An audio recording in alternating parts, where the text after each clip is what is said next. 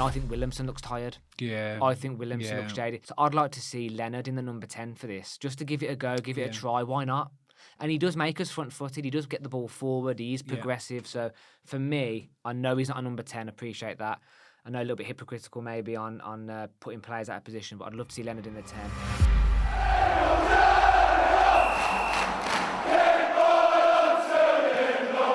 So welcome back to BCFC Royal Blue. And now that we're in 2025, hopefully the fixtures for Birmingham City will start to calm down a little bit after a really hectic festive period.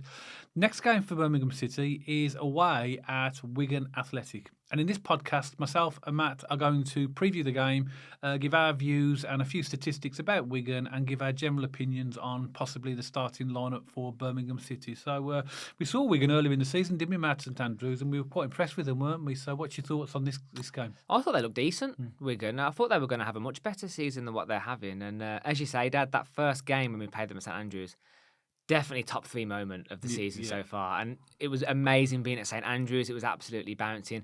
And even when you watched it back, you saw the limbs in the lower Tilton and you saw the commentator time it perfectly. Right. It was just an absolutely brilliant moment. And I think Wickham away and Lincoln away are my 2 memories this year, but Scott Wright against Wigan's probably my 3rd. So really good memories there.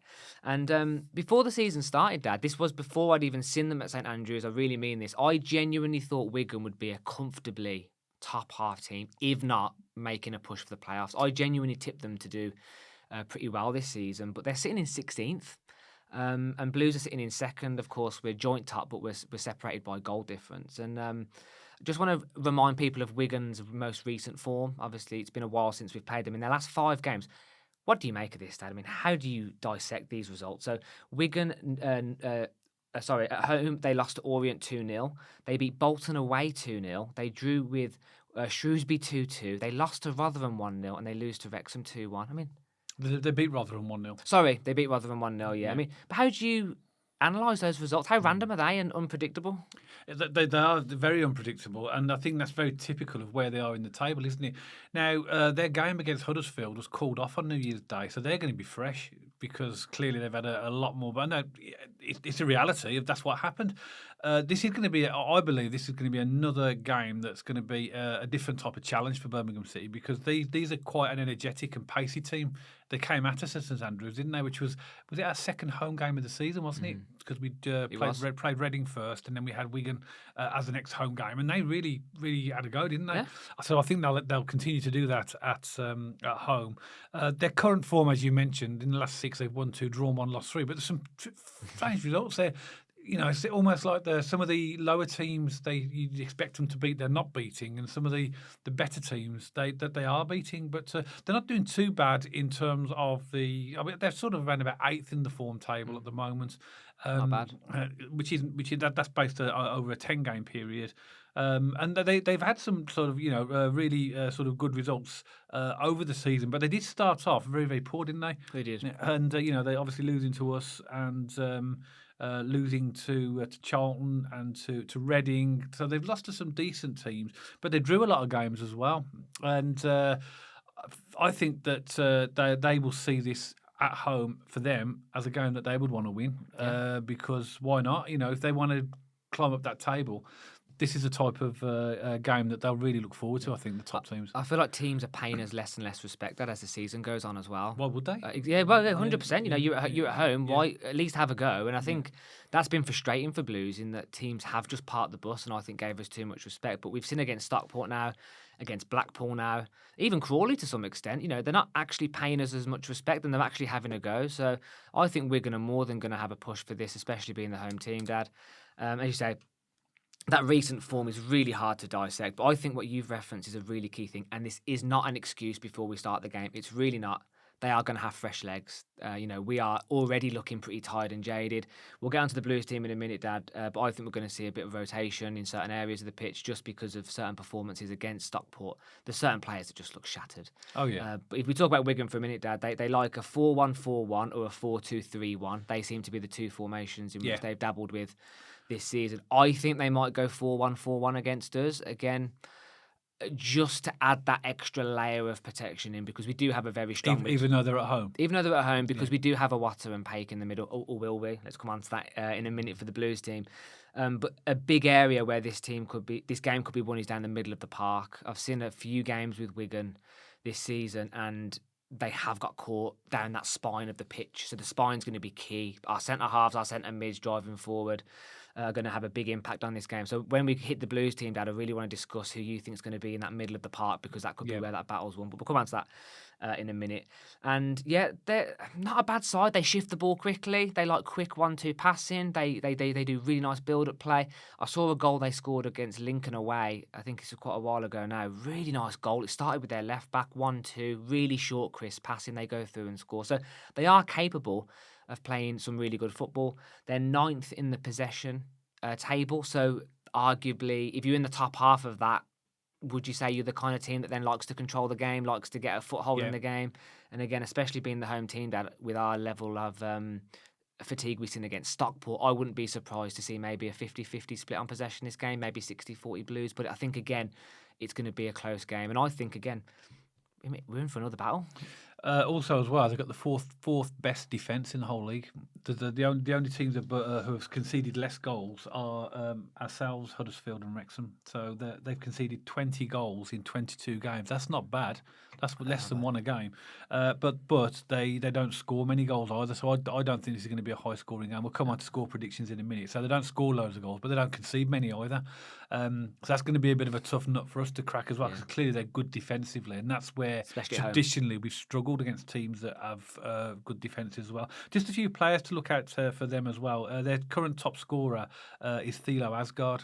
He's got 6 goals. Dale Taylor 5, Joe Hugel 3. On far as assists, Dale Taylor has got 4 assists. So they're two danger players, although they have got dangers all over the pitch. Thilo Asgard and Dale Taylor. Yeah. He scored against us at St.Andrews, Dad Asgard.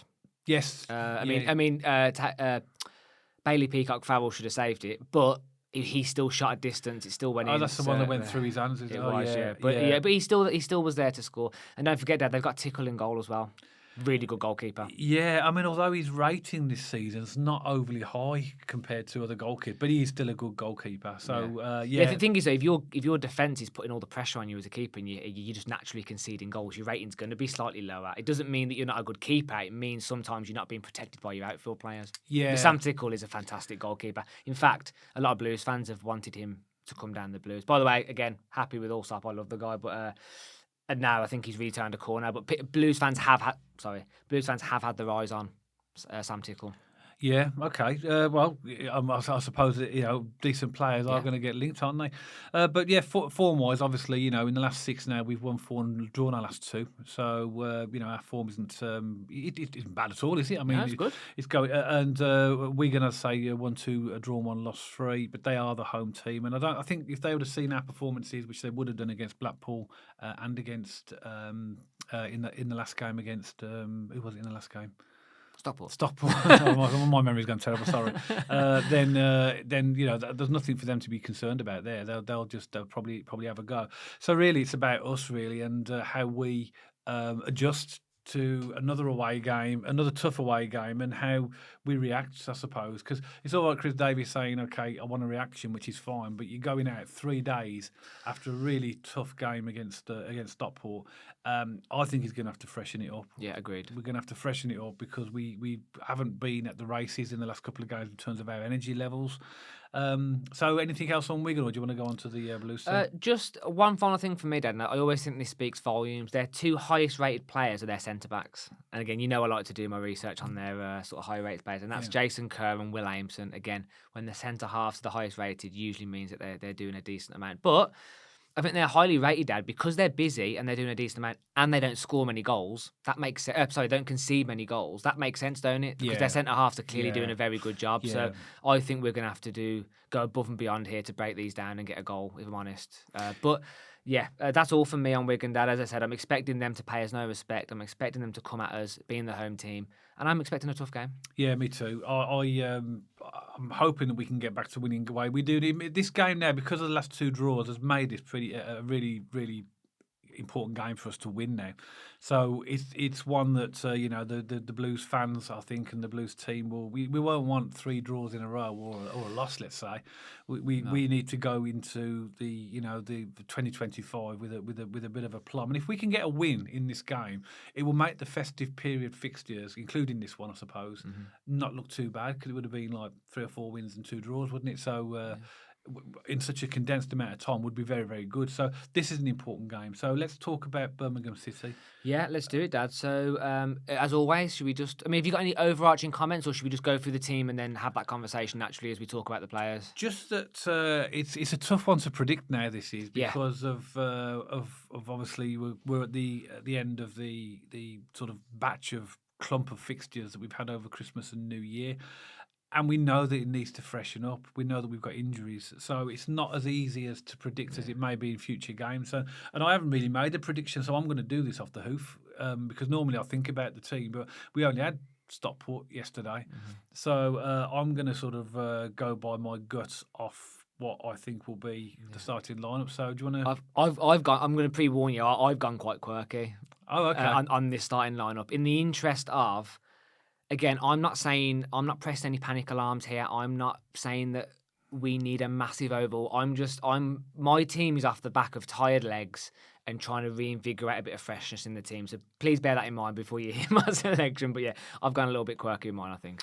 Okay, so let's start off at the back then. So you go for the defensive line, Dad, and then I'll go through the attacking line. Yeah, well, it will be all stop in goal. It'll be picked for the league games. So we've got 2 cup games coming up after this, haven't we? We've got Lincoln in the FA Cup, and then we've got Swindon in the EFL Trophy. I think we will see a much changed team, and I think that's where we will see Bailey Peacock Farrell in goal for those games. But for this game, it'll be all stop in goal.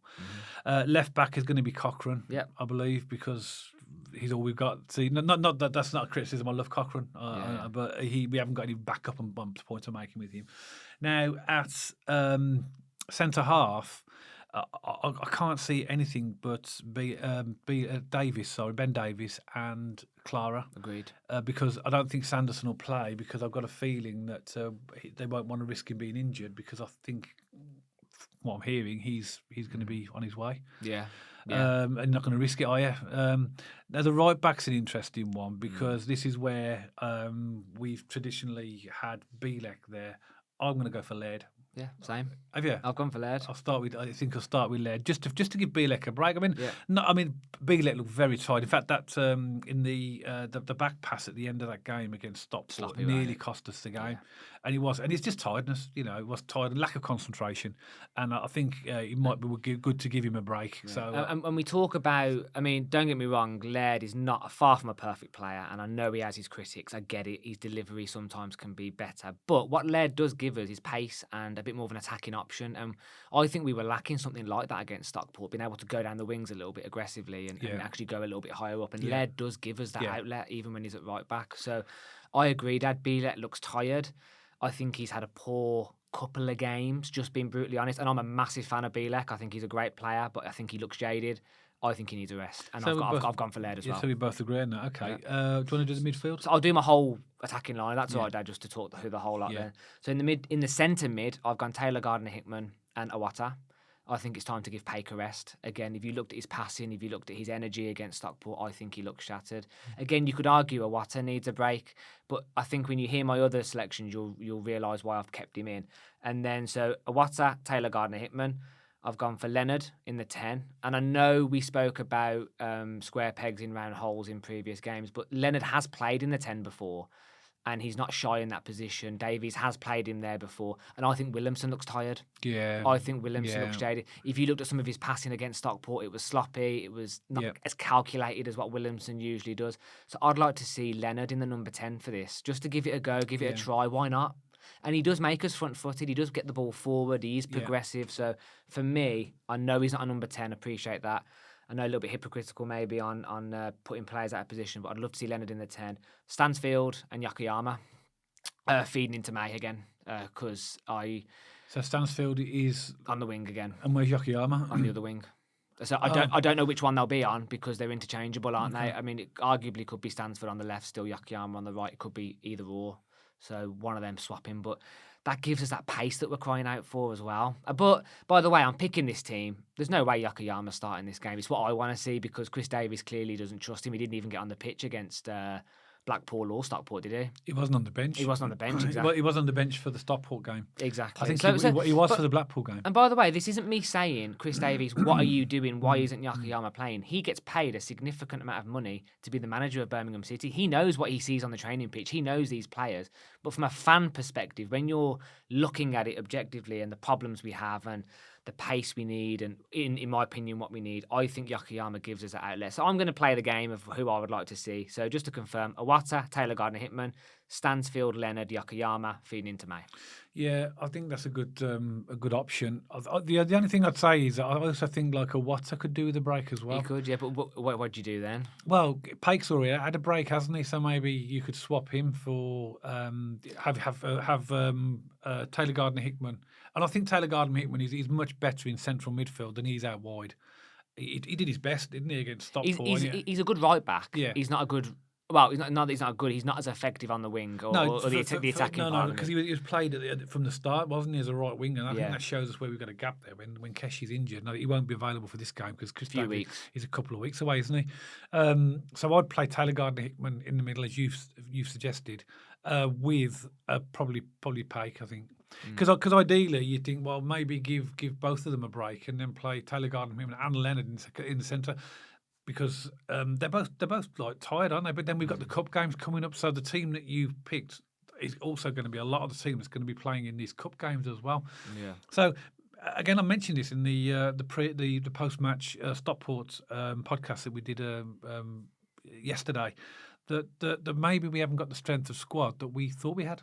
Maybe, yeah. Because now it's much better than it was last season, without a doubt. But we sort of like picking players now to fill positions that maybe in our minds we're thinking, well, yeah, okay, we'll pick them, but maybe they're not the first choice that we'd put in their position. I think we're in quite a unique scenario there, because it's the Christmas period and we're playing 5 games in effectively just under 2 weeks. It's a really, really busy schedule. So my selection isn't our strongest team, but it's the team based off fatigue, injuries. I noticed Pake against Stockport was particularly tired. I mean, Iwata looked tired as well. They all looked pretty tired. I mean, but you have to play some players who are in the first team to give that level of balance and consistency, and also to give us that level of quality. And I'm not saying my team selection's perfect. I'm sure we're going to get many comments with different challenges and positions, and that's great as well.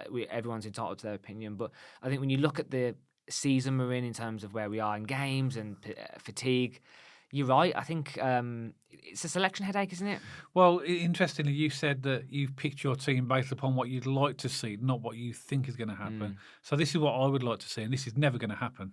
Okay, what I'm about to say is never going to happen. I would love to see, with the players we've got, playing a 3-5-2 system. You won't actually change the formation? But it won't. I know that won't happen because Chris Davies is very adamant to 4-2-3-1, but I would love a 3-5-2. I'd love to see 2 forwards. The 5 in the midfield gives the flexibility to also defend when you need to. I think it just gives you more flexibility and more attacking presence, but also keeping you solid at the back. Because with 3 at the back there in this level, Joe, by the way, I'm just openly discussing it as you've popped it up. Look, I don't think we need 4 at the back as much as we have been this season. And when we do go forward, to be fair, we do transition into a 3 because Laird has been typically playing very high as a right back, hasn't he?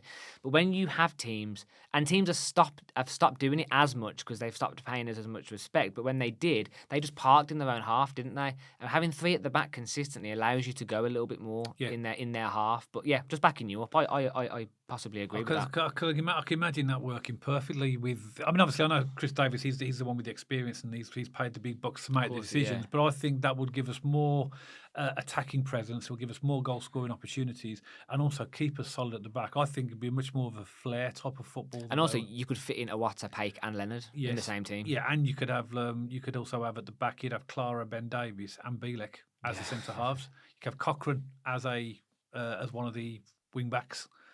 Laird or Taylor Gardner-Hickman as the other, or even Keshi Anderson maybe in that position, and then you could have like Stano and May up front, and then you would say, well, where do you fit Williamson in? But then there's a place for everybody because he could play in that midfield if he needed to as well. He's been playing as number 10, so there's opportunities for movement in that. And I know we're talking about something that's never going to happen because Chris Davies doesn't play that system. I'm just saying because you brought it up. Of course, You would like this. Is what I would like to see.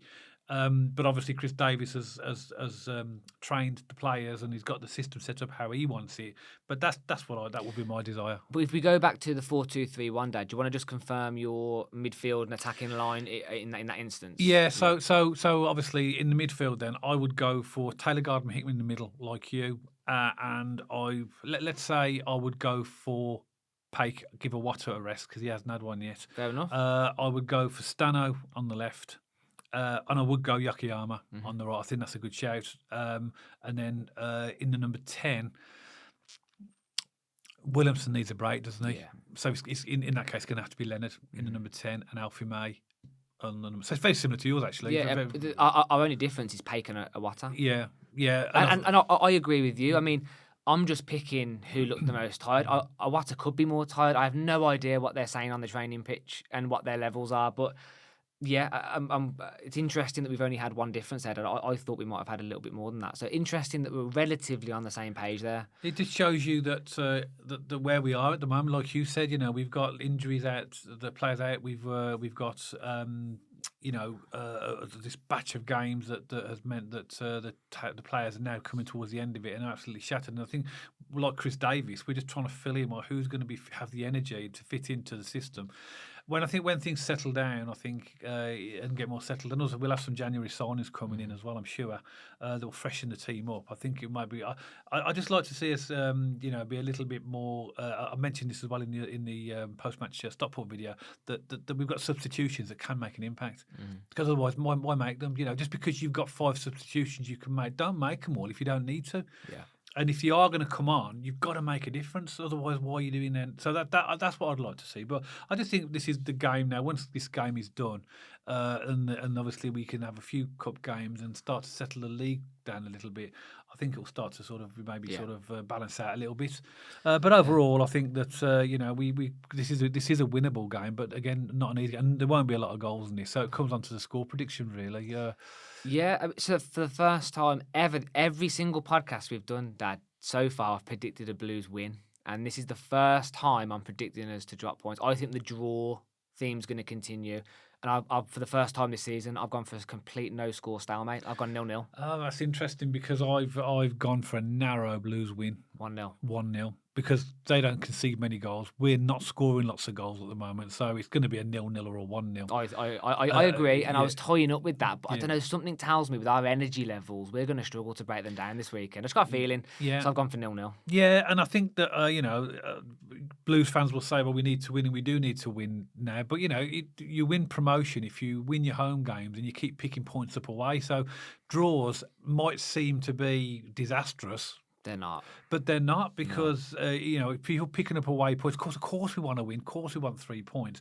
And I think, again, it's just these expectation levels. Everyone thinks that you're Birmingham City, you've spent a fortune, you should be walking this league. But we know that money does not buy that. We look at Manchester United, look at Chelsea, and look at other teams that have spent a fortune and look at where they are now.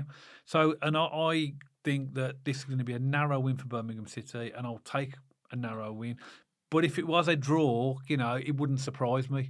It wouldn't surprise me at all. But that's what we think, Birmingham City supporters. What's your thoughts on the game? What do you think the team will be? What do you think the score will be? Pop a comment below. And if you are a Wigan Athletic supporter and you've come across our podcast for the first time, please add your comments below. We're always great to hear, and we welcome comments from fans from the opposing teams as well. If you did like this podcast, as always, don't forget to give us a thumbs up. And if you do like to watch your podcasts on Spotify, we're now on there, so you can go along and see us there as well. And we also have an X page and an Instagram page, and you'll see the handles appearing for all these channels on the screen right now. And of course, if you haven't subscribed to the channel already, make sure you press that subscribe button if you want to. And if you want notifications, press the bell icon next to the subscribe button. And that means that every time myself and Matt put a podcast out, you'll just get a little notification pop up so you can go and watch it for yourself. So we hope that you've enjoyed the podcast. And myself and Matt will see you on the next one, all about Birmingham City.